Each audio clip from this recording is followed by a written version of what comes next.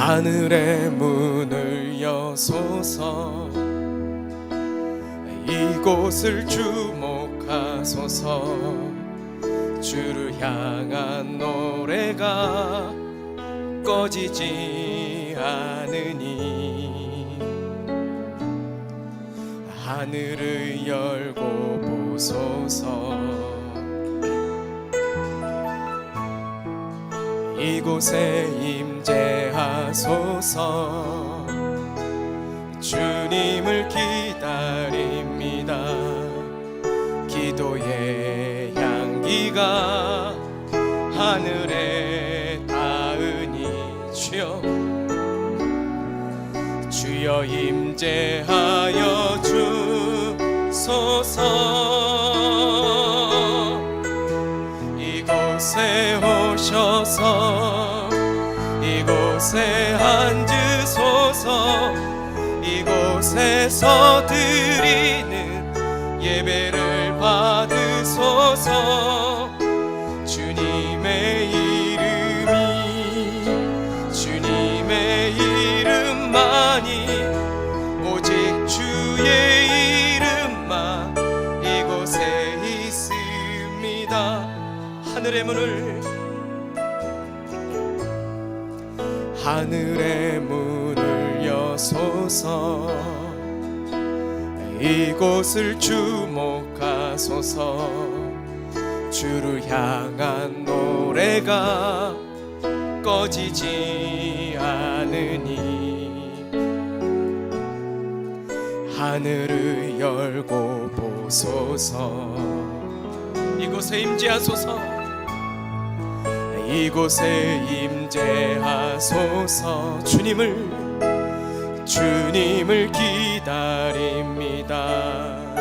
기도의 향기가 하늘에 닿으니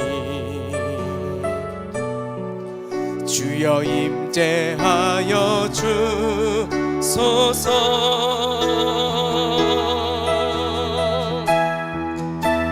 이곳에 오셔서 이곳에 앉으소서. 이곳에서 드리는 예배를 받으소서. 주님의 이름이, 주님의 이름만이,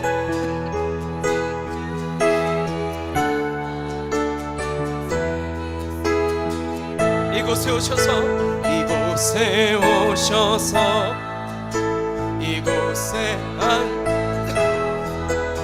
이곳에서 우리 예배를 받으소서. 주님의 이름이, 주님의 이름만이, 오직 주의 이름만 이곳에 이곳에 오셔서 이곳에 오셔서 이곳에 앉으소서. 이곳에서 드리는 예배를 받으소서. 주님의 이름이, 주님의 이름만이, 오직 주의 이름만 이곳에 있습니다.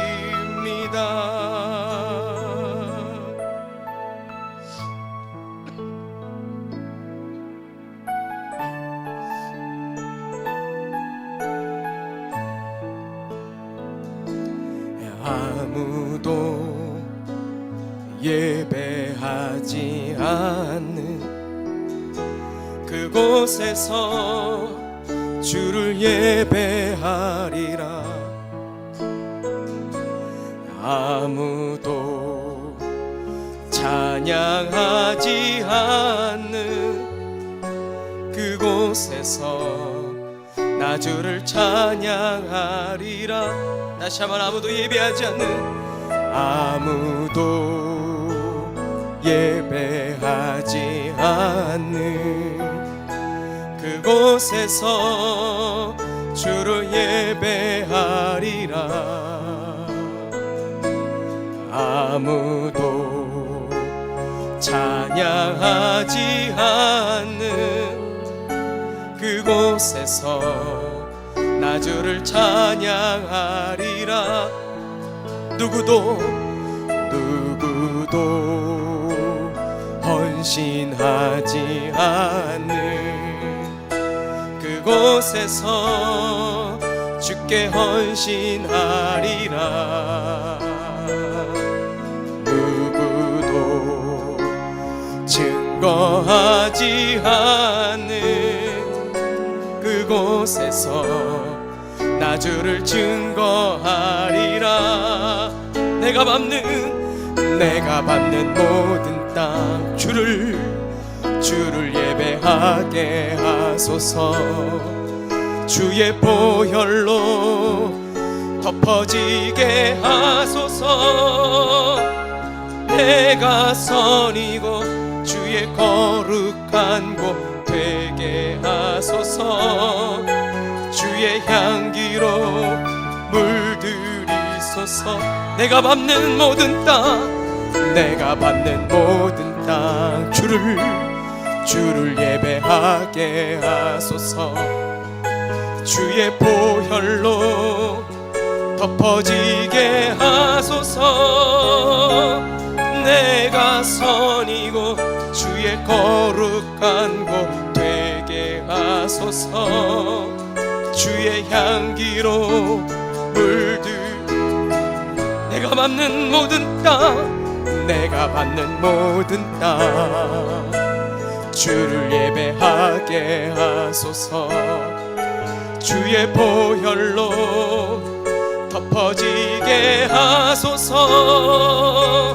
내가 선이고 주의 거룩한 곳 되게 하소서. 주의 향기로 물들이소서. 주의 향기로 물들이소서. 주의 향기로 물들이소서.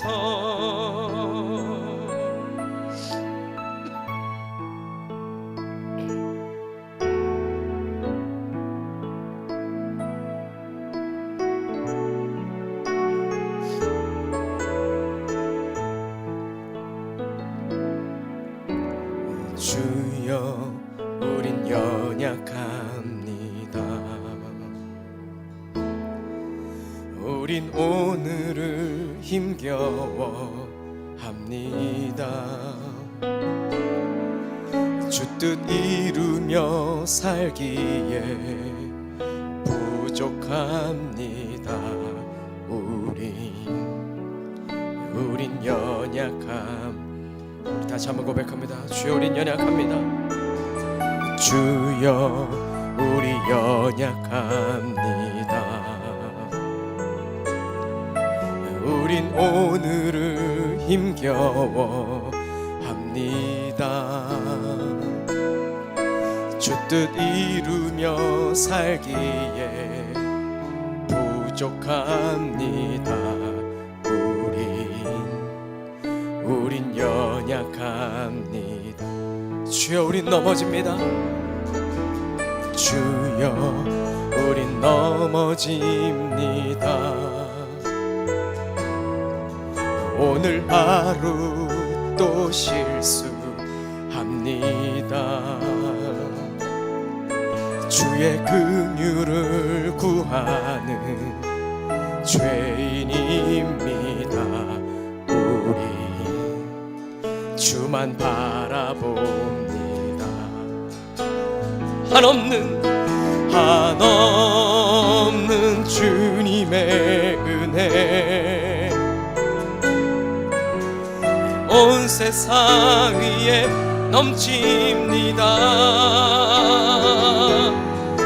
가릴 수 없는 주 영광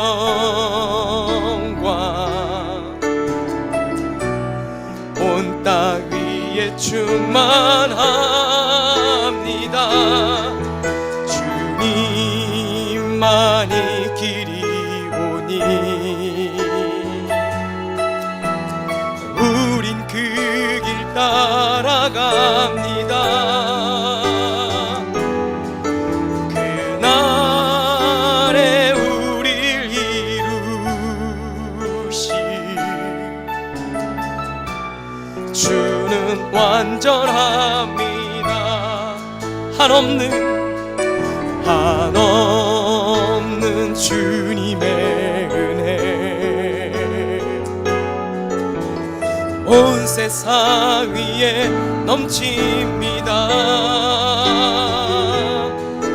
가릴 수 없는 주 영광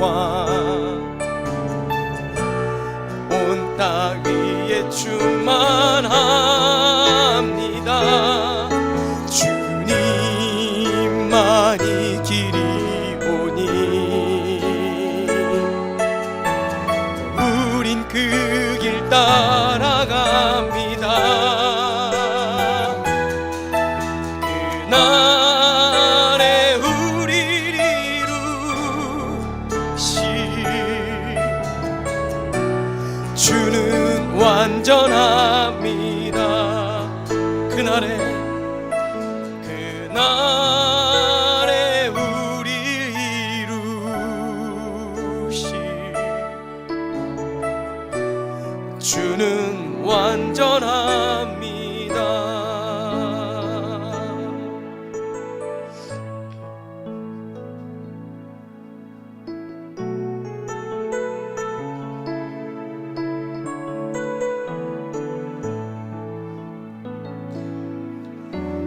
천번을 불러봐도 내 눈에 눈물이 멈추지 않는 것은 십자가의 그 사랑 나를 살리려 지신 그 십자가 모든 물과 피 나의 더러운 죄 씻으셨네. 나를 향한 그 사랑 생명을 내어주사 영원한 생명을 내게 주심을 감사해. 천번을 불러도 내 눈에는 눈물이 멈추지 않는 것은 십자가의 그 사랑 나를 살리려 하늘 보좌 버리신 나를 사랑하신 분 그분이 예수요. 천번을 불러봐도 내 눈에 눈물이 멈추지 않는 것은 십자가의 그 사랑 나를 살리려 지신 그 십자가 모든 물과 피 나의 더러운 죄 씻으셨네. 나를 향한 그 사랑 생명을 내어주사 영원한 생명을 내게 주심을 감사해. 천번을 불러도 내 눈에는 눈물이 멈추지 않는 것은 십자가의 그 사랑 나를 살리려 하늘 보좌 버리시 나를 사랑하신 분 그분이 예수요. 나를 사랑하신 분 그분이 예수요.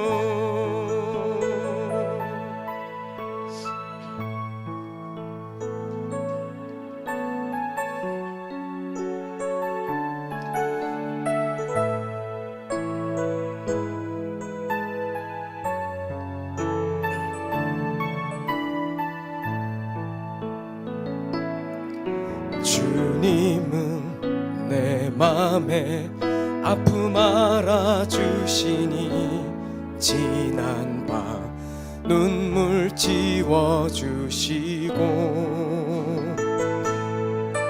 아침에 돋아난 여린 불들과 같이 내 맘을 새롭게 하네. 흐르는 시간에 보인 주의 영광은 내 삶을 밝게 비춰주시니 온 땅과 모든 산보다 전에 계셨던 주님 창조의 주를 찬양하. 우리 다시 한번 고백합니다. 주님은 내 맘에, 주님은 내 맘에 아픔 알아주시니 지난 밤 눈물 지워주시고 아침에 돋아난 여린 불들과 같이 내 맘을 새롭게 하네.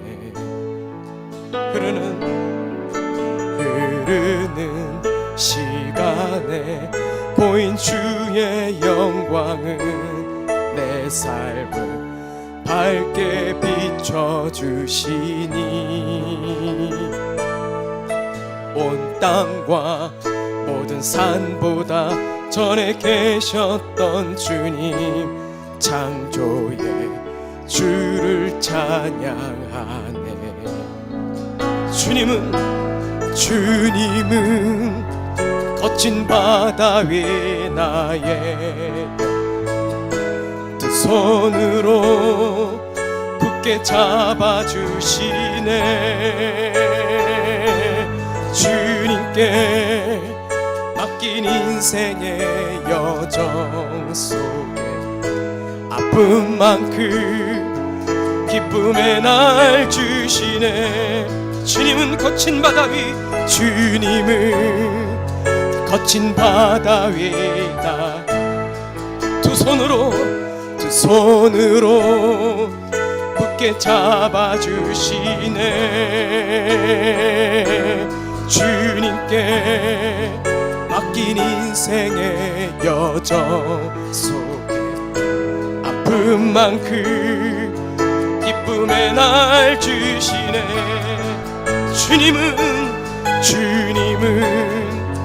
거친 바다 위 나의 영혼 두 손으로 굳게 잡아주시네. 주님께 맡긴 인생의 여정 속에 아픔만큼 기쁨의 날 주시네. 함께 예배를 위해 기도하며 나갑니다. 주님은 거친 바다 위 나의 내 영혼을 두 손으로 붙들어 주시는 하나님 아버지, 오늘도 우리 인생을, 우리 여정을, 우리 삶을, 우리 예배를 주님께 맡기며 나갈 때 주님, 오늘도 주님이 베풀어 주시는 그 기쁨의 날을 맛보게 하여 주시옵소서. 주님이 주시는 그 은혜와 진리를 맛보게 하시고 주님이 베풀어 주시는 그 사랑을, 주님이 베풀어 주시는 그 진리를 경험케 하여 주시옵소서. 오직 주님의 그 강하신 두 팔로 우리를 맞아주시고 안아주시고 우리를 만지시고 회복시키시는 주의 놀라운 손길이 임하게 하여 주시옵소서.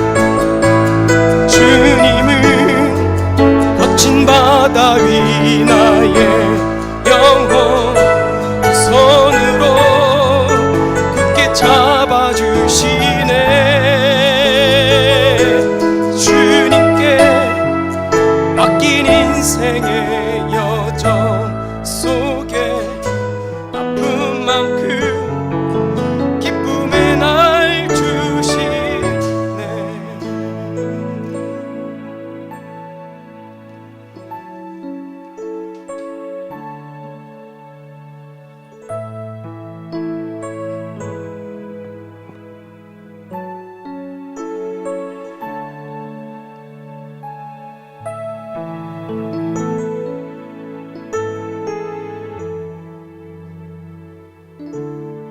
하나님 감사합니다.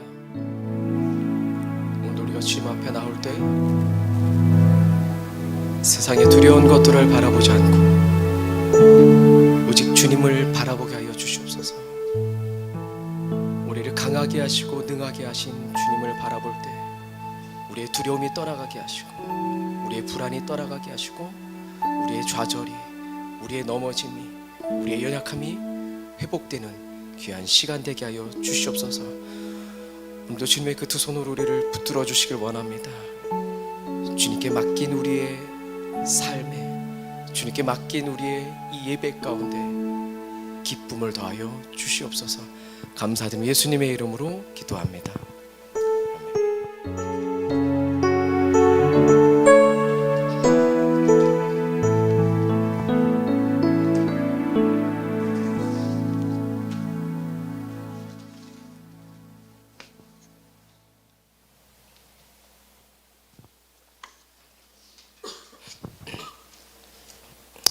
할렐루야.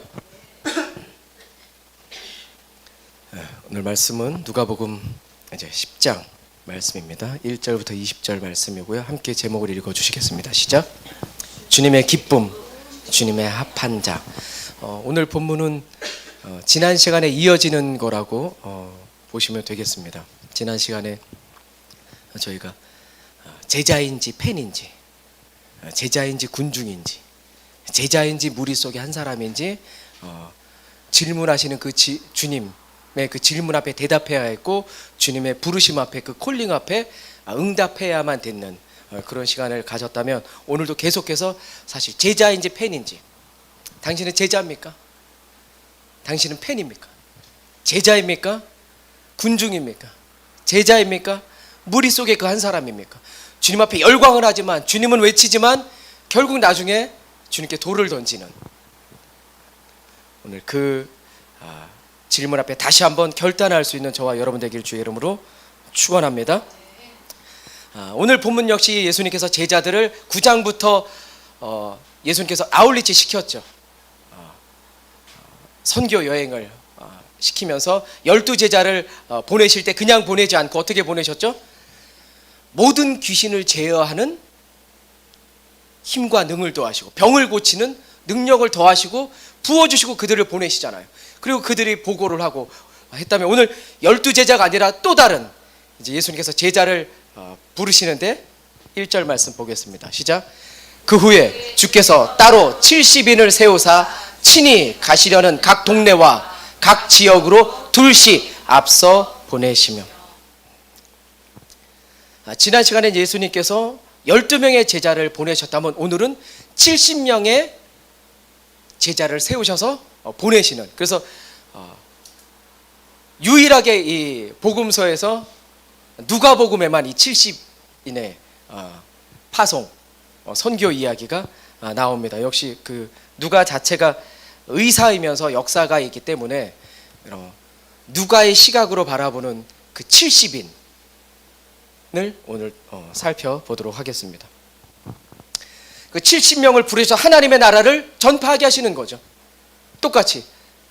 그러면서 그들을 그냥 보내지 않으시고 12제자를 보내실 때랑 똑같이 그들에게 귀신을, 모든 것들을 제어할 수 있는 힘과 능을 더하시고, 하나님 나라를 선포할 때 귀신들이 떠나가고, 하나님 나라를 선포할 때 병든 자들이 고침을 받는 그런 능력을 이제 당연히 그들에게도 더하시면서 보내시는 그 이야기입니다. 그리고 이 70이라는 숫자가 성경에 이제 구약에 보면 여러 번 등장하는데, 이제 모세 때 그 이스라엘 백성들이 광야 가운데서 만나는 먹는데 이제 고기가 먹고 싶으니까 이제 또 원망하고 불평할 때 내려주시기 전에 하나님께서 70명의 이제 장로를 세우잖아요. 그 전에 창세기에서는 이 70의 숫자가 유대인들, 당시 유대인들이 생각하는 열방, 세계는 70민족입니다. 그래서 창세기 10장에 보면 노아의 후손이 나오죠. 노아의 아들이 누구죠? 셈과 함과 야벳을 통해서 생겨난 민족들이 정확하게 70민족들이. 그래서 유대인들이 생각하는 열방은 70민족이었어요. 그러면 오늘 70명을 부르셔서 이들을 보내셨다는 건 이 동네에 국한된 것이 아니라, 이스라엘 땅에 국한된 것이 아니라, 이제 예수님의 그 사역이, 예수님의 복음, 하나님 나라의 복음이 어떻게 되는 겁니까? 열방을 향해서, 세계를 향해서 이제 전해져야 되는, 선포되고 전파돼야 되는 걸 이제 예수님께서 상징적으로 말씀하시는 거죠. 12명의 제자 외에도 70명의 사람들을 세우셨다는 거, 이건 이제 누가복음에 나오고, 뭐 이거 다른 또 성경, 뭐 저희는 이제 개역 개정 보고, 개역 한글 이전 거 보고, 뭐 새번역, 공동번역, 뭐 또 쉬운 성경 이런 거 보면 70명이 갑자기 72인도 나오거든요. 70이나 72에 관심을 너무 안 가지셔도 된다. 그건 중요하지가 않고, 70이든 72이든 그건 이제 헬라어, 히브리어로만 돼 있는 성경을 헬라어로 번역하기 위해서 각 지파별로 뽑아가지고 만든 게 72인이다. 이래서 이제 72로 어떤 성경에 나오고 70으로 나오는데, 그건 중요하지 않습니다. 그러니까 열방을 향한 주님의 이제 하나님 나라의 선포가 시작됐다. 이게 이제 중요한 거죠. 그래서 요거 70명 보면서 우리 제자들께도 정말 70명 되면 이 지역을 포함한 이 나라와 민족을, 또 전 세계를 흔들 수 있는 그런 우리 제자들 교회가 되길 주의 이름으로 축복합니다. 정말 적어도 정말 이 지역을 흔들어서 깨우는 그 70인의 사람들이 우리 교회를 통해서 일어나게 되길 주의 이름으로 축원합니다. 그러기 위해선 주님이 우리를 부르실 때 어떻게 해야 되는 겁니까? 응답하는 거죠. 지난주에 보셨잖아요. 주님께 따르겠다고 하는 자도 있었고, 주님이 따르라고 콜링한 자도 있는데, 각자 다 자기의 변명을 하잖아요. 미루는 것들을 하지 않습니까? 주님, 제가 주님 따르겠습니다 하는 그 사람에게 여우도 굴이 있고 공중에 나는 새도 깃들 곳이 있는데, 인자는 머리 둘 곳도 없다. 너는 나를 따르라. 부르시는데도 아버지 장례 치르고 난 다음에, 그 아버지 아직 아프지도 않으셔, 언제 돌아가실지도 몰라. 그럼에도 불구하고 그 핑계를 대고 주님 따르겠습니다. 손에 쟁기를 잡고 뒤를 돌아보는 자는 하나님 나라에 합당치 않다. 주님 따르겠습니다. 다만 청이 있는데 집에 가서 제 가족들과 작별 인사하고 오겠습니다. 그 사람에게 하는 말이지 않습니까? 손에 쟁기를 잡고 뒤를 돌아보는 자 하나님 나라에 합당치 않다. 그리고 이번 주에 TV를 보는데 글쎄 EBS에서 소쟁기잡이 그게 나오더라고요. 제목이 그래요. 그게 없어진다는 거예요. 우리나라에서 점점 소쟁기질이 없어지는 거죠. 기계가 다 하니까. 언제 그리고 딱 봤더니 정말 소의 쟁기를 메고 뒤에서 이제 밭을 가는데, 그거 뒤돌아봤다가 그 밭 뭐 쓰지도 못하죠. 그래서 주님이 우리를 부르실 때 그 부르심에 응답할 수 있는 저와 여러분 되길 주의 이름으로 축원합니다. 2절 보겠습니다. 이르시되 추수할 것이 많되 일꾼이 적으니 그러므로 추수하는 주인에게 청하여 추수할 일꾼들을 보내주소서 하라. 추수할 일꾼들을 보내주옵소서. 이 추수꾼인데 이걸 이제 이단들이 쓰고 있지 않습니까? 이 추수꾼이 우리 건데 추수꾼을 쓰고 있죠. 좋은 말들을 다 뺏겨가지고 추수할 것들이 많은데 추수할 사람들이 없다는 겁니다. 그러니까 쉽게 얘기하면 이제는 교회는 많죠. 예배는 많고 말씀도 넘쳐나는데 자칭 그리스도인은 많은데 정말 주님을 위해서 애쓰고 땀 흘리고 그런 사람은 없다. 그러니까 제자인지 팬인지, 팬들도 그라운드의 선수들의 생년월일, 혈액형, 취미, 특기 다 안다니까요. 그들의 일거수일투족을 다 알아요. 안 하는 게 뭡니까? 경기장에서 뛰지 않는 거, 땀 흘리지 않는 거, 수고하지 않는 거, 훈련하지 않는 거. 머리로는 알고 있는 거죠. 갇힌 그리스도인은 많은데 정말 주님을 위해서 수고하는 자가 없는 것, 땀 흘리지 않는 것. 오늘 이 추수할 일꾼을 보내주옵소서. 우리가 기도해야 될 뿐만 아니라 그 일꾼이 제가 되겠습니다. 주님, 제가 그 일꾼 되겠습니다. 주님의 일꾼으로, 주님의 그 복음을 전하는 자로 살아가는 게 혹 마음에 들지 않는다면 그게 뭐겠습니까? 마음에 들지 않는 이유가 뭐예요? 약해 보이거든요. 힘없어 보이고, 세상이 볼 때 볼품없어 보입니다. 절대 그렇지 않다는 거예요. 힘이 없는 것도, 약한 것도, 볼품없는 것도 아닙니다. 왜? 우리를 보내실 때 주님이 모든 권세를 주님께서 주셨잖아요. 하늘과 땅의 모든 권세를 내게 주셨으니 그러므로 너희는 가라, 가서 복음을 전하라고 말씀하시잖아요. 주님의 복음을 감당하는 게 볼품없고 힘없고 연약한 게 아니라 주님께서 이미 우리에게 모든 것을 허락하셨다니까요. 모든 권능을 허락하신 거예요. 그렇다면 우리는 어떻게 해야 되겠습니까? 주님의 제자가 되는 건 당연히 자랑이 돼야 되는 거죠. 제자로 살아가는 건 당연한 자랑이고, 그걸 넘어서 우리의 소망이 돼야 되는 거죠. 주님, 내가 주님의 일꾼이 되겠습니다. 주님의 제자가 되겠습니다. 오늘 저와 여러분이 그 제자 되길 다시 한번 주의 이름으로 축원합니다. 3절 읽겠습니다. 갈지어다 내가 너희를 보냄이 어린 양을 이리 가운데로 보냄과 같도다. 어린 양을 이리에게로 보내면 결과는 어떻게 되는 겁니까? 죽는 거야. 양이 이리한테 가면 어떻게 되는 거예요? 죽으려고 가는 거지. 양꼬치 안 먹어봤어요? 네? 얼마나 맛있다고.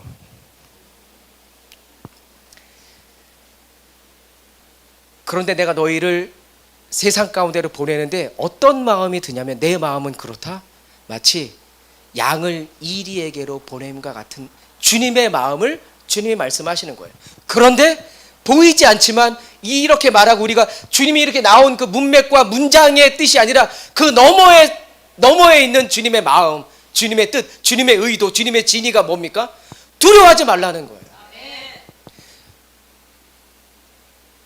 너희를 보냄이 어린 양을 이리 가운데로 보냄과 같은데 두려워할 것 없어. 왜? 내가 너희와 함께 할 거니까. 내가 너희를 지킬 거야. 내가 너희를 보호할 거고, 내가 너희와 함께 할 거야. 내가 너희를 인도할 거야 라는 말이 숨어 있는 거예요. 양은 어떤 상태입니까? 우리가 얘기할 때 세상 무지한 거, 세상 힘없는 거, 세상 미련한 거, 더우면 지더위 뺏어가라고 붙고, 추우면 지더위 뺏어가지 말라고 떨어지는 애들.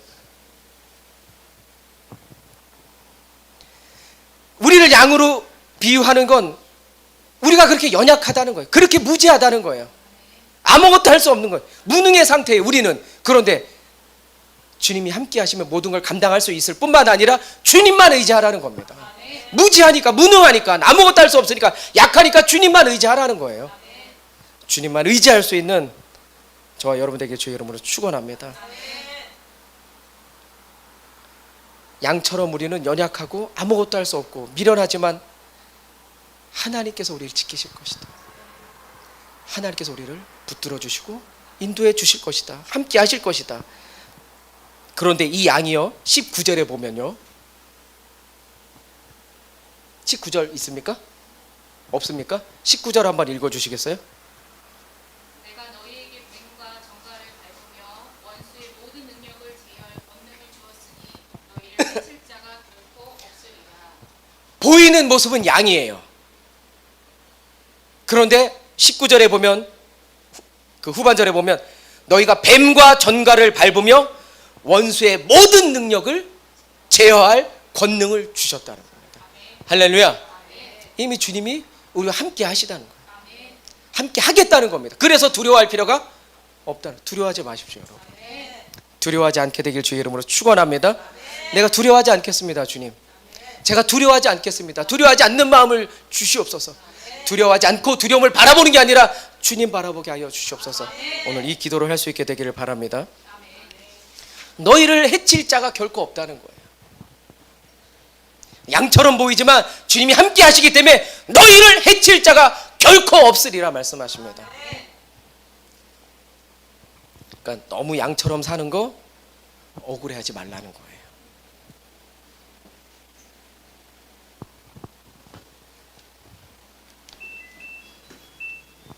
추우면 이따 틀겠습니다.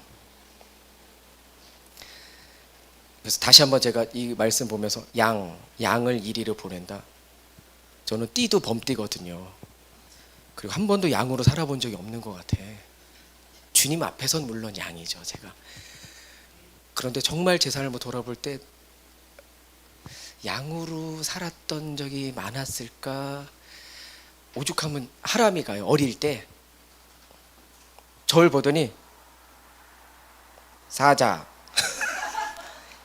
이 새끼가 우리가 예수 믿어서 양으로 사는 거지, 예수 안 믿었으면 우리는 어떤 삶입니까? 예수 믿기 전에 우리의 모습은 이리는 약과죠. 사자 호랑이로 살아죠.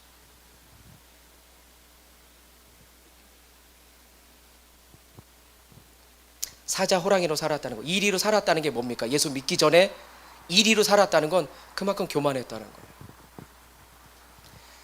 그 교만이 뻗쳐서 내가 하는 모든 것이 옳고 내 생각이 모두 바르고 내가 하는 게 모두 의로워, 그러고 살았죠. 우리가 니들이 무슨 생각이 있어 그냥 따라와. 그냥 제가 하는 말, 애들한테 어릴 때 뭐 사달라고 뭐 신발, 니들이 무슨 생각이 있어 그냥 사주는 거 그냥 신어.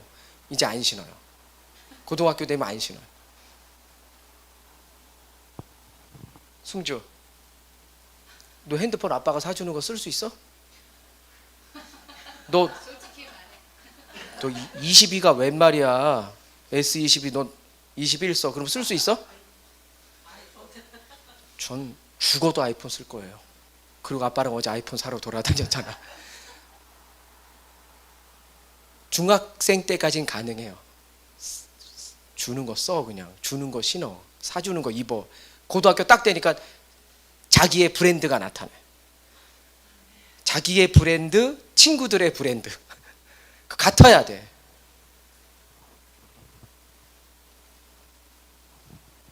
내가 자꾸 드러나죠. 내 생각, 내 의, 내가 옳고 내가 바르고 내가 의롭고. 그런데 그게 죄인 걸 모르고 사는 거죠. 사람은 의롭지 않습니다. 의로운 자는 없어요. 바른 자도 없습니다. 주님 앞에 옳은 자도 없어요. 그게 죄라는 걸 깨닫는 거예요. 내가 자꾸 바르고 옳고 내 의가 맞다고 생각하는 동시에 어떤 자리를 빼앗는 거냐면 하나님의 자리를 뺏는 겁니다. 그게 하나님의 심판의 자리, 하나님께서 판단하는 그 자리에 내가 올라서서 하나님이 돼버리는 거거든요. 다른 사람 판단하고 다른 사람 정죄하고 내가 옳고 내가 바른 것들을 잣대를 계속 대는 건 하나님의 자리를 뺏는 거예요. 그게 죄예요. 틈만 나면 올라가죠. 우리의 옛사람은 주님 만나기 전에, 주님 알기 전엔 우린 그런 사람이었어요. 이리처럼 살았어요. 그렇게 교만하게. 그게 죄인지도 모르고 살았어요. 그런데 말씀 가운데 그게 죄라는 걸 알게 되고 은혜를 받으면서 회개하는 거죠. 잘못된 건, 이게 잘못된 건지 잘된 건지, 이게 무의미한 건지 아닌지를 알면서 제가 주님 다시 양으로 되는 거죠. 이리에서 양으로, 곧 제자가 되는 거죠. 그래서 예전엔 우리가 이리처럼 살았고 교만했지만 주님을 만나고 우리가 양이 돼서 이리처럼 살아가는, 옛 우리의 이리처럼 살아가는 그들에게 우리가 가는 거 아닙니까? 보내지는 거잖아요. 옛날 나처럼 사는 이리한테는 우리가 가는 거 아닙니까? 그렇게 보내신다는 거예요. 4절, 전대나 배낭이나 신발을 가지지 말며 길에서 아무에게도 문안하지 말며. 원래 이 누가복음 10장은 이게 이제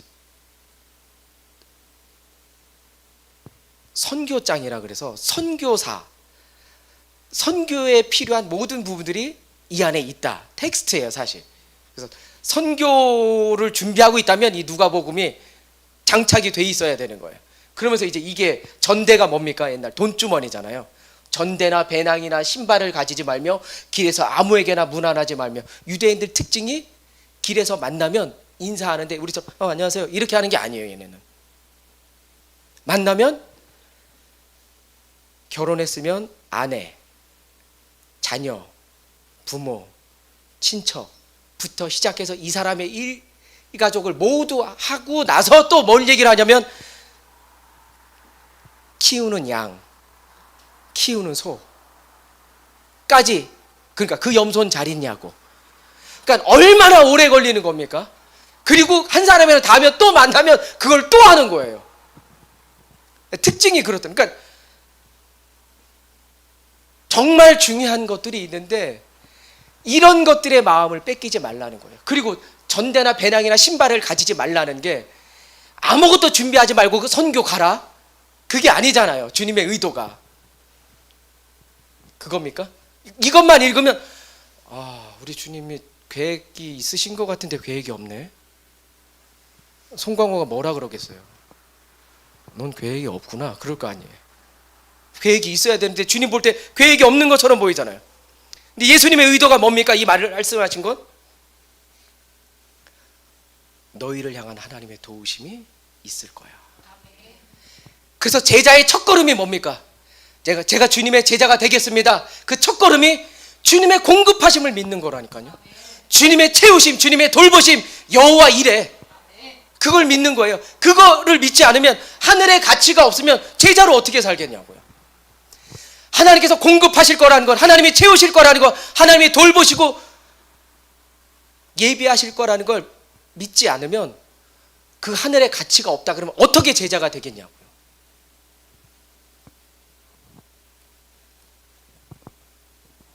오 절 읽겠습니다. 시작. 어느 집에 들어가든지 먼저 말하되 이 집이 평안할지어다 하라. 이게 사실 이 누가복음 제가 본문 가운데 가장 중요하게 생각하는, 제가 잡은 가장 중요하게 생각하는 구절입니다. 어느 집에 들어가든지 먼저 말하는데 어떤 걸 먼저 말합니까? 이 집이 평안할지어다. 평안의 동의어가 같이 쓰이는 말이 뭐냐면 화평, 평안, 복음이 다 동의어입니다. 그러니까 복음을 전하라는 거예요. 복음이 뭡니까? 죄 가운데 죽어가는 그 가정을 구원하는 거예요. 죽어가는 그 영혼을 살리는 겁니다. 여러분들이 죽이는 자 아니고 살리는 자 되시길 주의 이름으로 축원합니다. 다른 걸 하는 게 아니에요. 아니, 그 집에 들어가서 주님이 권능과 능력을 주셨으니까 자 먼저 눈으로 스캔하고 아픈 사람 있나 없나 보고 병 딱 고치면은 많은 사람 먼저 모여들 거 아니에요. 말씀 전하기 전에. 그런데 그게 아니거든요. 복음을 먼저 전하는 겁니다. 주님이 근데 이 복음과 화평과 평안은 세상이 주는 게 아니잖아요. 우리가 알고 있는 것처럼 하늘에서부터 내려오는 평안, 그 화평, 그 복음이거든요. 그게 내려올 때 그 집안을 살리는 거예요. 이걸 먼저 하라는 거예요. 요거는 이제 요 다음에 좀 뒤로 넘어가서 이제 이 복음이 어떻게 우리를 살리는지, 그래서 이 복음이 어디까지, 이 복음을 받아들이는 사람이 누굽니까? 이 집에 들어갈 때 그 집에 받아들이는 그 사람이 누구를 지금 받아들이는 겁니까? 복음을 전하는 자, 나그네잖아요. 나그네를 대접하고 영접하는 자들이거든요. 요건 이제 뒤에서 좀 제가 다루려고 하고 6절 말씀 보겠습니다. 시작. 만일 평안을 받을 사람이 거기 있으면 너희의 평안이 그에게 머물 것이요 그렇지 않으면 너희에게로 돌아가리라. 이게 지금 6절 말씀이 의역이 돼가지고 만일 평안을 받을 사람이 있으면 너희의 평안이 그에게 머물 것이요 그렇지 않으면 너희에게로 돌아가리라. 이걸 그냥 쉽게 생각해가지고 만약에 평안을 빌었는데 그 사람이 그 평안을 받지 못하는 정도 되면 다시 너희한테 그 평안이 돌아올 거야. 이 말이 아닙니다. 그렇게 간단한 말이 아니라 이게 의역이 되는데 이걸 풀어서 원 뜻으로 좀 읽어보면요, 그 집에 평화의 아들이 있으면 이에요. 그 집에, 근데 이 평화의 아들이 있으면 이건 당시 모든 그 유대인들은 다 알아듣는 말이에요. 이 평화의 아들이 누군지, 이 평화의 아들의 의미가 뭔지 다 알아듣는 말입니다. 그 집에 평화의 아들이 있으면 내 안에 있는 평화가 그에게 전해질 것이다. 다시 한번 읽어드릴까요? 요거 5절 6절 말씀을 보면서 들어보세요. 그 집에 평화의 아들이 있으면 내 안에 있는 평화가 그에게 전해질 것이다. 그럼 이 모든 사람이 알아듣는 이 평화의 아들들이 원래 뜻이 뭐냐? 나그네를 잘 섬기는 자가 있으면이에요. 성경을 잘 보시면요, 너무하다 싶을 만큼 강조하고 있는 게 나그네를 대접하는 거예요. 하나님께서 왜 이렇게 나그네에 대해서 집중하고 계시고 나그네를 대접하라고 하실까? 굉장히 많이 나옵니다. 굉장히 중요하게 생각할 뿐만 아니라 굉장히 많이 나오는 단어죠. 그러니까 나그네를 잘 대접하는 사람, 손님을 잘 대접하는 사람이잖아요. 영접하는 사람. 그 사람들을 뭐라 그런다? 평화의 아들들이라 그래요. 그 사람을. 그러니까 쉽게 생각하면 이렇게 생각하면 됩니다. 만약에 저희가 지금은 또 다르죠. 예전엔 복음을 전하러 이렇게 가면, 저도 그 신학교 다닐 때 다른 교회 팀이랑 같이 시골에 가가지고 이제 전도하고 시골 교회 하나를 빌려서 그 동네 시골 아이들에게 여름 성경학교를 해주는 거예요. 여러 개 교회 청년들이 가가지고. 그럼 그 마을에 돌아다니면서 그 시골에서 아이들 부모들 찾아서 아이들이 있으면 아이 보내달라고, 저희가 잘 먹이고 해서 이렇게 좋은 프로그램이 있으니까 잘 갖고 시간 갖고 다시 이렇게 또 이렇게 며칠 동안 할 테니까 허락해달라고 이제 부모한테 가면, 어떤 부모 못 오게 하는 부모도 있죠. 완전히 이제 저희는 그걸 싫어요. 저희 뭐 불교예요라든지 뭐 아예 거부하는 사람도 있는데, 어떤 분들은 또 그러세요라는 분도 있고, 어떤 분들은 더운데 수고 많다 들어오시라고. 그리고 막 수박도 주고 옥수수도 주고 감자도 주고 시원한 냉수도 주고 커피도 타주고. 안 타줘봤어? 안 먹어봐? 있어. 미숫가루도 타주고. 그 사람들이 누굽니까? 그 사람들을 평화의 아들들이라고 얘기할 뿐만 아니라, 이게 왜 선교에 중요하냐면 이게 하나님이 주는 사인이라는 겁니다. 그 동네에서 복음을 전하는데 어떤 사람은 받아들이지 않는데, 어떤 사람은 생전 처음 보는데도 아이고 고생 많다 이렇게 이 더위에 이러면서 냉수 한 대접이라도 가져다 주는 사람이 있다는 거예요. 그럼 그게 하나님의 사인이라는 거예요. 그럼 너희는 그 집에 들어가서 그 평화의 복음을 전하라는 겁니다. 그 집에서. 그러면 그 집을 통해서 만약에 또 병든 사람이 있으면 그 병을 치료해주고, 귀신 들린 자가 있으면 귀신이 쫓아나고, 그걸 주위에서 듣고 또 모여든다는 거예요. 그게 평화의 아들. 손님 대접을 잘하는 사람, 나그네를 잘 영접하는 사람, 그게 평화의 아들들을 보내줬다는 사인이에요. 하나님의. 이 사람 나한테 붙여주셨구나. 제가 목회를 하는데 저한테 붙여주신 분들이 있잖아요. 가족도 안 와. 20년 동안 가족이 안 와서 제가 몇 주 전에 20년 만에 처음 얘기해봐서 처형이 놀러 왔길래 저는요 하여튼 평생 그 목회 가운데 처음 제가 경험하고 본 적도 없고 들어본 적도 없는 게, 사위가 아들이 목회를 하고 있는데 그 지역에 장모님도 살고 처형도 살고 오빠도 사는데 아무도 안 나오는 집구석들은 우리 집 하나라고. 난 들어본, 최소한 교회를 가면은 어떻게 인사합니까? 저희 가족들. 가족들 시작하셨구나 이러지. 어쩜 이렇게 가족이 멀리 살잖아요. 저희가 막 전라도 살고 강원도 살잖아요 지금. 그래서 못 오는 게 아니라 바로 코앞에 사는데도 안 오는 걸 저는 본 적도 없고 들어본 적도 없고. 만약에 사위가, 제가 만약에 목회를 했는데 처갓집 식구들이 주위에 산다, 그러면 저는 마음에 안 들어도 본인 딸이고 본인 동생이면 최소한 김보성이 얘기하는 의리가 있잖아. 가족이 하니까 나오기도 할 텐데, 나 하여튼 내가 처음 본다고. 그걸 20년 만에 제가 꺼냈어. 그리고 나왔어요.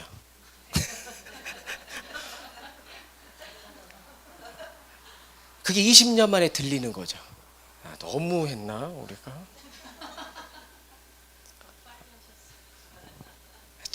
참다 한 거지 내가. 더 이상은 참을 수가 없어서 또 그렇게 이제 그날 그런 마음이 들어서 또 그런 말을 했고, 또 그 말을 할 때 또 들을 때가 되니까 또 난 오늘 지난주 나와서 처형은 한 번 나오면 계속 나올 거다, 또 이 마음이 있었는데 안 오더라고. 또 오늘 사람은 쉽게 변하지 않아. 역시 더 지랄해야 돼. 한번 나를 잡고 처갓집 가서 하여튼 아무도 없는데 왜 처갓집 식구들도 안 나오냐고 막 이렇게 할 판인데 나왔어요. 아무런 연관이 없는데 하나님께서 만나게 하셔가지고, 교회가 얼마나 많습니까? 오남리만 해도 진접은 없으며 별례는 없고 다사는 없습니까? 장애는 없냐고요. 그런데 저한테 맞는 사람을 붙여주시는 거죠. 저를 대접하는 거죠. 여러분들이. 또 저는 여러분들을 섬기고. 이렇게 그건 사인이라는 거예요, 하나님이. 그럼 그 집에서 들어가서 평화의 복음을 전하라는 거예요. 그들은 듣는다는 거예요.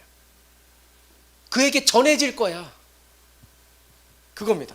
평화가, 복음이, 화평이 죄에서 죽을 수밖에 없는 그 죽음에서 구원으로 옮겨질 거야. 그들에게 들어갈 거야, 그 복음이.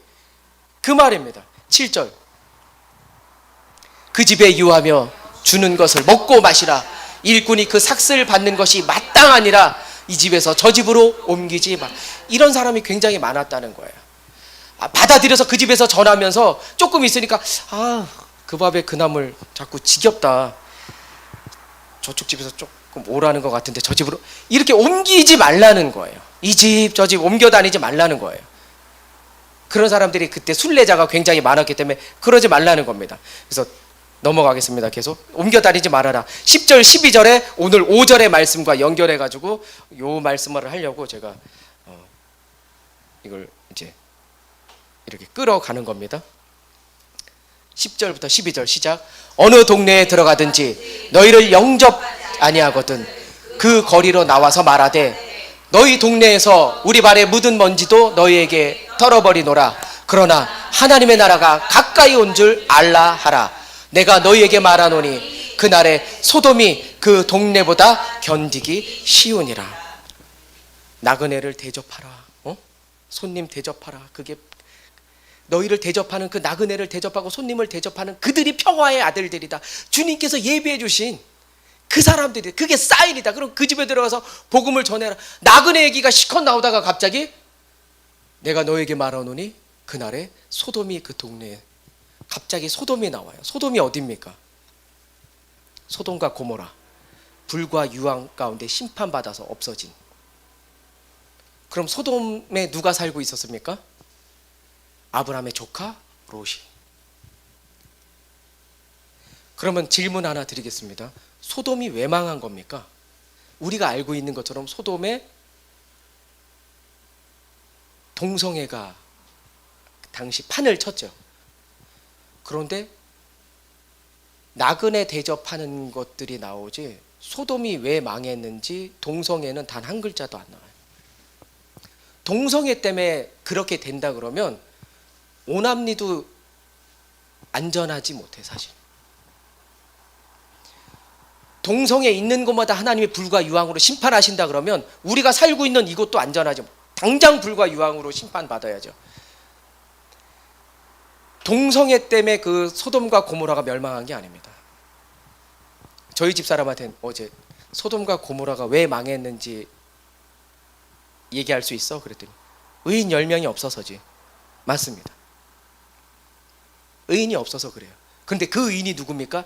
나그네를 대접하는 자가 없다는 거예요. 요걸 이제 조금씩 보겠습니다. 신명기 좀 볼까요? 10장.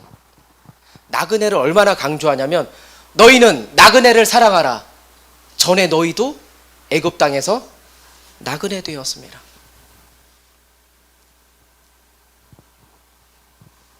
소돔을 심판하신 결정적인 이유가 뭡니까?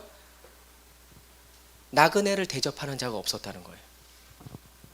그러니까 나그네를 대접하지 않는 건 동성애보다 더 큰 죄입니다. 나그네가 누굽니까? 주님이 나그네로 오셨잖아요. 그 나그네로 우리를 부르시는 거 아닙니까? 그래서 이 말씀 끝에 너희를 대접하지 않는 건 곧 나를 대접하지 않는 거야 라고 말씀하시는 겁니다. 주님이 너희를 멸시하잖아? 그건 곧 나를 멸시한 거야 라고 얘기하십니다. 그러니까 성경에서 아주 이상할 정도로 그 나그네 대접을 강조하는데 마태복음 25장 35절 보겠습니다. 내가 줄일 때 너희가 먹을 것을 주었고 목마를 때 마시게 하였고 나그네 되었을 때 어떻게 해요? 영접하였고. 마지막 날에 천국 백성, 지옥 백성을 나누는 그 기준이 뭡니까? 나그네를 대접했느냐 안 했느냐. 그러니까 나그네를 잘 나그네를 대접하는 자가 평화의 아들이라는 거예요. 여러분들이 평화의 아들, 딸 되시길 주의 이름으로 축원합니다. 디모데 전후서가 이 목회서신이라고 얘기하는 거거든요. 그래서 저희가 교회에서 중직자들 세울 때, 장로나 권사나 안수 집사들 세울 때 반드시 교회에서 이걸 기준으로 하고 세우는 겁니다. 그런데 한번 볼까요? 뭐가 써 있는지. 목회서신이죠. 디모데전서 3장 2절 보겠습니다. 시작. 그러므로 감독은 책망할 것이 없으며 한 아내의 남편이 되며 절제하며 신중하며 단정하며 나그네를 대접하며 가르치기를 잘하며, 그러면서 쭉 나와 있는데 이 나그네를 잘 대접하는 것, 이게 중직자가 가져야 될 첫 번째 기준이라는 거예요. 11조 빠짐없이 하며 이런 건 있지도 않아요. 나그네를 대접하는 자. 그러니까 중직자 세울 때 원칙이 뭡니까? 감독 나와 있는데 이게 장로입니다. 장로교회에선, 감리교회에선 감독이라고 부르고, 장로들 세울 때 가장 중요한 게 뭐라고요? 나그네를 잘 대접하느냐 대접하지 않느냐. 나그네를 대접하지 않는 것, 즉 다시 말해서 고아와 과부, 소외된 자를 잘 섬기고 대접하지 않는 것. 왜? 그들을 섬기고 대접하는 게 곧 예수 그리스도, 나를 영접하는 것이라고 말씀하셨기 때문에 그들을 돌아보지 않는 자는 장로 자격이 없다는 거예요.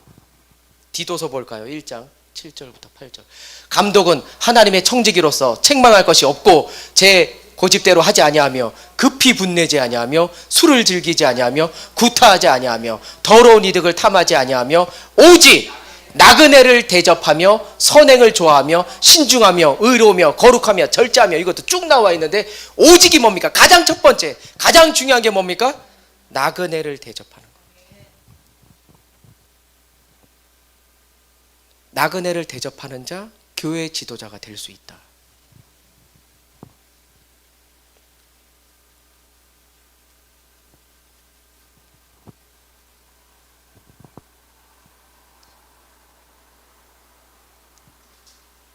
다시 앞으로 돌아가서 5절 말씀에 그렇게 돌릴 필요 없어요. 저희가 복음을 받아들일 수 있는 자냐 아니냐는 어떻게 해요? 그 평화의 아들들이 준비되어 있어요. 그 평화의 아들들이 준비된 그곳에서 하나님의 샬롬이잖아요. 화평과 복음 다 동의어 같은 말일 뿐만 아니라 이걸 이제 사도 바울이 고린도전서에 가서는 에이레네로 바꾸거든요. 다 이 하나님의 샬롬, 하나님의 복음, 그 죄 가운데 죽을 수밖에 없는 그 가정을 살리고 그 개인을 살리고 회복시키는 것.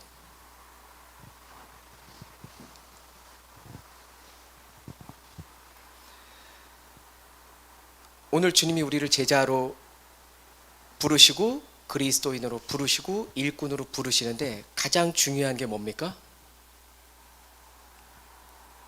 우리에게 가장 우리가 갖춰야 되는 게 이 나그네를 대접하는 것, 그 마음이 있느냐 없느냐예요.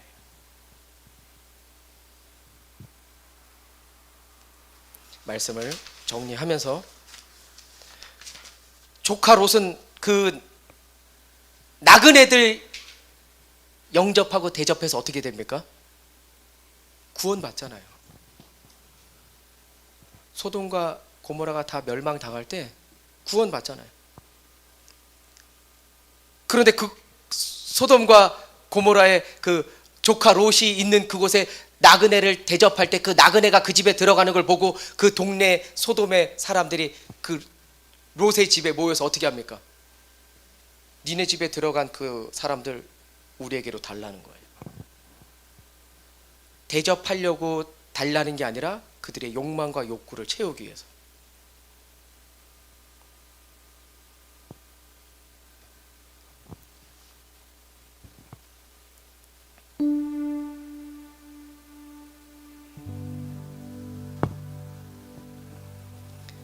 하나님이 나그네를 사랑하십니다. 그런데 제자, 지난 시간엔 제자인가 팬인지 우리가 정말 제자가 되기 위해서 제자의 첫걸음에 대해서 주님이 부르실 때 바로 응답하고 그 콜링 앞에 순종하는 것, 미루지 않는 것, 뒤로 핑계대지 않는 것, 그럴 때 정말 제자로서의 삶을 살 수 있는데 그 제자가 또 다른 말로 우리에게 나그네로 다가오는 거죠. 하나님이 나그네를 사랑하신다니까요. 그리고 그 나그네를 섬기는 자를 축복하십니다.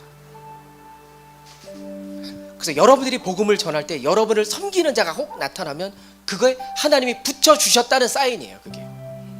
그럼 그들은 전도할 수 있는 거예요. 다시 한번 여러분들이 평화의 아들, 딸들 되시길, 그 평화와 화평, 그 샬롬을 전할 수 있는 그 아들, 딸들 되시길 주의 이름으로 축원합니다. 그걸 전할 때 여러분들을, 나그네 같은 여러분들을 받아들이는 자가 있어요. 그러면 어떻게 해요? 평안을 전하라는 거예요. 거기서 그게 하나님이 여러분들에게 보여주시는 사인이니까. 어떻게 알지 이걸? 그래서 선교 매뉴얼이라 그러는 거예요. 선교사 무턱대고 보내는 게 아니라 선교를 가서 선교하는데 하나님의 사인인지 방법인지 기도 응답인지 이걸 어떻게 알아? 복음을 전하는데 다 거절받는데 어떤 한 사람이 나한테 오면 거기서 복음이 시작되는 겁니다.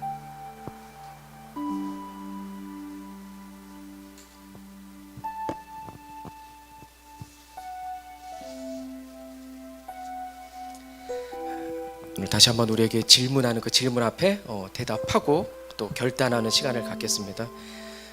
여러분이 제자입니까?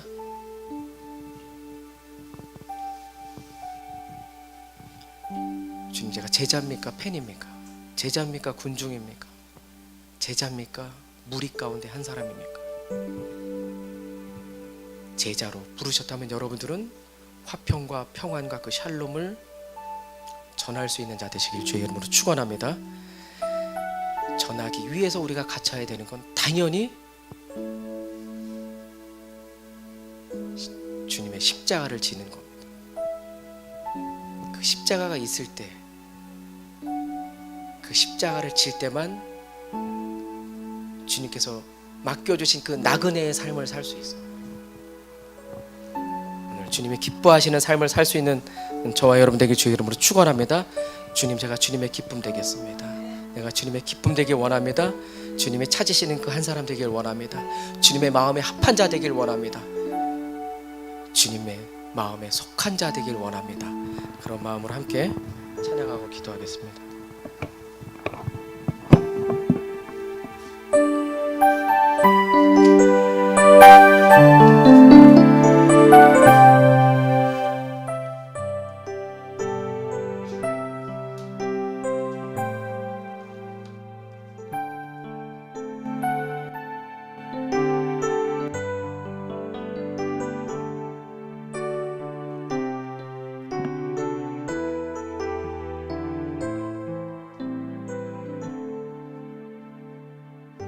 기도하는 마음으로 함께 고백합니다. 나 주님의 기쁨 되기 원하네.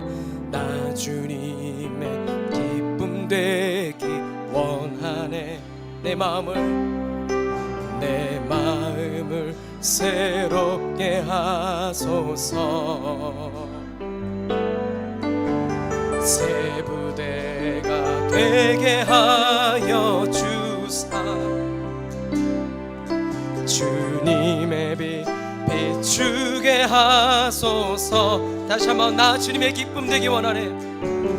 나 주님의 기쁨 되기 원하네. 내 마음을 새롭게 하소서. 새 부대가 되게 하여 주사 주님의 빛 비추게 하소서. 내가 원하는 오직 한 가지 주님의 기쁨이 되는 것. 내가 원하는 한 가지 주님의 기쁨이 되는 것. 겸손히 내 마음 드립니다. 나의 모든 것 받으소서. 나의 맘 깨끗게 씻어 주사 주의 길로 행하게 하소서. 내가 원하는 오직 한 가지 주님의 기쁨이 되는 것. 내가 원하는 한 가지 주님의 기쁨이 되는 것. 내가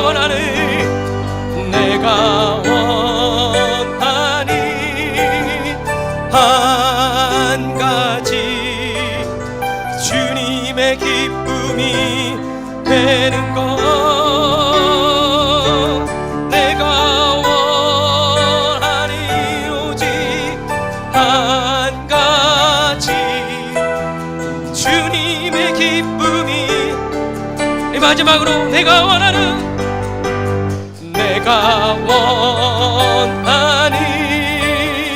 한 가지 주님의 기쁨이 되는 것. 내가 원하는 한 가지 주님의 기쁨이 되는 것. 함께 기도하며 나가겠습니다.